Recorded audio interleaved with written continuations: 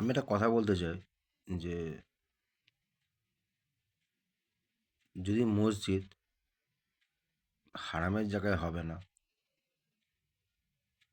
দখলের জায়গায় হবে না, কেউ দান করলে সেখানে হবে, বা নিজস্ব জায়গা থাকলে সেখানে হবে, তাহলে আমি একটা কথা বলতে চাই যে এত যে মন্দিরকে ভেঙে তারা যে মসজিদ তৈরি করেছে,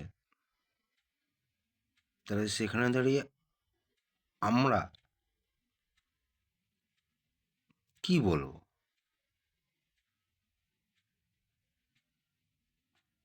তাহলে কি আমরা হারাম, না মুসলিম হারাম? আপনারাই বলুন।